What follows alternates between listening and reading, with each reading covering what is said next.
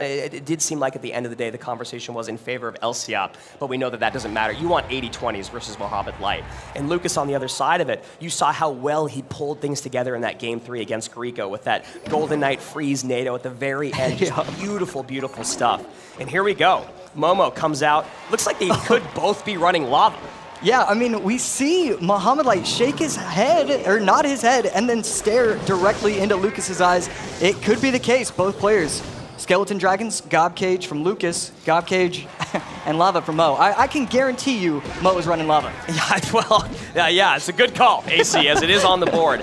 And one thing I'm thinking about here is that the analysts maybe not looking for a mirror matchup in game number 1. I don't know if you're really ever looking for that type of thing, so we'll have to see how things play out here. 29-44, 27-15, first little bout in the books.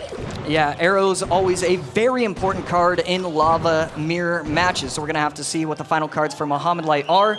Lightning, Arrows, the spells for Lucas. Still unsure what Mohamed Light is running on his end. And a bit of a pause here as Mo sets up the Evo cage. Lucas goes, all right, time for me to drop my first Lava Hound. I don't think we'll see 4 Lava Hounds on the board, and there you go, Lucas just going, wow, of all things that I had to run into, Lightning is out, Inferno Dragon is in, and this is going to be difficult to deal with as this game goes on. Yeah, Mohamed Light clearly well-versed in this matchup. You want to play the Inferno Dragon as often as you can, going against the opposing Lava Hounds, and then just put your own Lava Hound in front. You're always going to be able to defend, and you're always going to get at least a little baby counter push, and we see it right here, but Lucas going to clean up everything nicely and still have a few things on the board. Well, you see, we've got 2 kind of X-Factor cards. The Inferno, as you were just talking about in this matchup, and then the other one is the card on the board right now in the Flying Machine. Not a great way to get on top of that Flying Machine and support the Lava Hound in the way that you would like. Yeah, I mean, you have to assume with double Elixir, if you're going same lane, Lucas is always going to be able to win because you have the Flying Machine, the Lightning to snipe the opposing Inferno Dragon. I love how Mohamed Light is approaching this matchup, going opposite lane and then placing his own Inferno Dragon. Let's see if Lucas is going to be able to protect it. Not going to be the case, and that Inferno Dragon from Mohamed Light going to get a ton of value right here. Yeah, and that's exactly what you're talking about there, AC. Baited out in the opposite lane. Now the push dies on the vine. 1960, 24-04. Bomber now set up on the right-hand side. Now going in the same lane are Lucas and Mohamed Light. We'll see if Lucas ends up letting this go. Lightning comes in. Mo thinks that's a good idea. Yeah. Ish, I would say by the look on his face. Bomber here looking for some damage. Juicy, Josh getting a nice shot in. Yeah, right there. Predictive Inferno Dragon. He places it a full second early in the exact wrong timing for Lucas. Still places the Lava Hound down on the board. Arrow's going to clean up everything very nicely. And, I mean, for the rest of this game, for the entire game, basically, it's just bridge lava after bridge lava, just opposite lanes from both of these players. 1862, 1960, just neck and neck here. Mohamed Light in a slight lead as he sets up Skeleton Dragons on the left-hand side. Yeah, so it looks like the only difference between these two decks is Inferno Dragon and Flying Machine. And I mean, just looking at it on paper, you always are going to assume the Inferno Dragon is just going to be considerably way better in this matchup. And you can see here now Luca's going to have to spend a lot defensively here. Also some guards at the bridge just a moment ago. Pressure guards that baited out Lucas's Evo Bomber, so not going to get any Evo Bomber damage from his opponent's Bomber or Cage or guards. Yeah, right here, Lucas probably going to defensive Lightning, and that's exactly what's going to happen. Flying Machine taken out by Mohamed Light's Inferno Dragon, but Arrows on defense going to clean up everything nicely.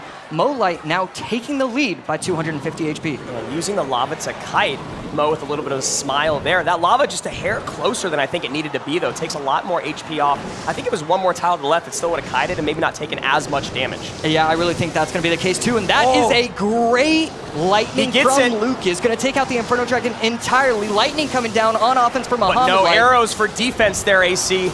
And is that Bomber going to squeeze out a shot? Not yet. But still, with only 30 seconds left, Lucas needs to start playing things at the bridge. Going to go lava at the bridge, but on the right lane. Yeah, Desperation Lava there. Flying Machines ends up protecting it, but Inferno's still on the board. Lightning to clean everything up, guards to pull it away. But the thing is, that lava's not going to be able to get enough damage in 13 seconds. Lucas knows it's over. Mo wins the mirror match with the Inferno. 8 seconds left. Lucas just going to activate the King Tower. Mo Light going up 1-0. And I really... Mom. Probably an uncomfortable conversation between these two guys after this match is over, regardless who ends up taking the next 2 games. As we see Momo go in with a minor. Lucas trying to catch with a high knight, ends up getting something out of it. So it looks like he might be going to exactly what we just called Magic Archer NATO. Yeah, and right there, Lucas. The reason why the Spirit Goblins look so odd is because he was just cycling to that NATO. He was one card away. He had to place it high enough where the Spirit Goblins weren't going to try and take out the Miner, instead allowing the King Tower to be activated. So it looked weird, but there was a very specific reason as to why he did it. AC, being a former pro, when you look at this matchup, when you talk about probably not having a big spell for Lucas and this Monk is a very interesting wrinkle in this equation because of your Spears and your Magic Archer. Does this matchup can Lucas play through this? Is the Monk going to be that much of an X factor, not being able to get on top of the Phoenix as well because you don't have any sort of large spell, you don't have a way to target it other than Magic Archer? How are you feeling about this? Yeah, it's a great question. It's very close.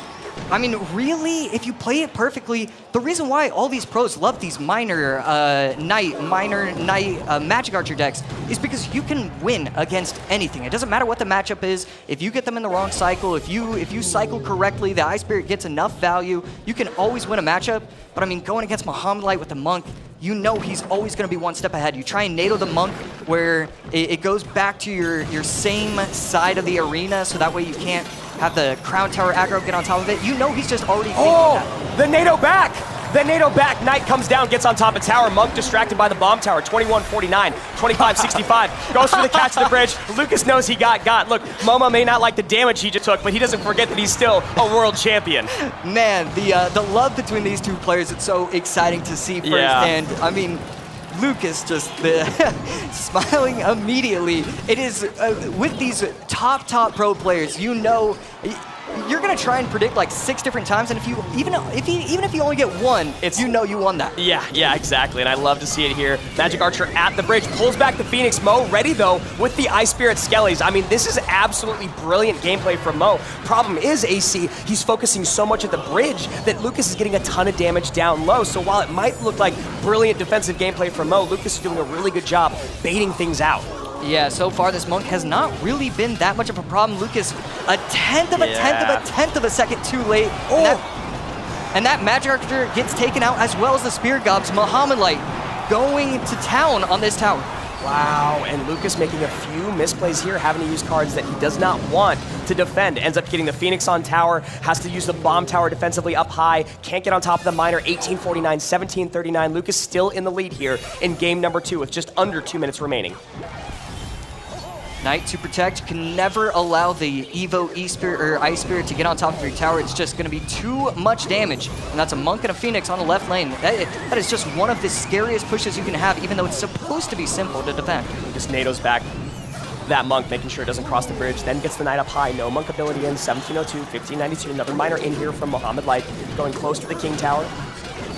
Spear Goblin not on top of the egg. Lucas has to spend more. We got 2 Phoenixes on the left-hand side of the board. And then the Evo Skeletons on the right is going to put in a little bit of work, and that egg, is that going to be another hatch? Wow. Not the case. But MOHAMED Light screams into the lead, up by 260 HP. Lucas going to need to start getting some offensive pushes, finally bringing it back just a little bit, but this is difficult for him to get damage. You guys can see the bomb tower placements from MOHAMED Light are fascinating. AC, he gets the lineup with the Phoenix though. 2 shots, 3 shots. Mo does not like that, 967. Lucas now screaming back into the lead. Going in on offense with the Miner, MOHAMED Light always catching it with the Skellies, the bomb tower helping out as well. He's not gonna NATO here. No, he does. Momo now, Monk's still alive. Cycling the Skellies early. Knight at the bridge on the right side.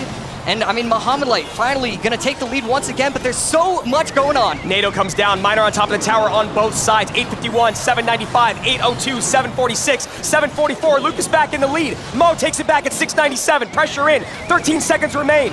NATO offensively plus the log. Can he catch the Miner? He does. Can he block this Miner from getting 2 shots? No. The Miner gets shots on the tower. Mo gets it. Mo gets it. 406, 481.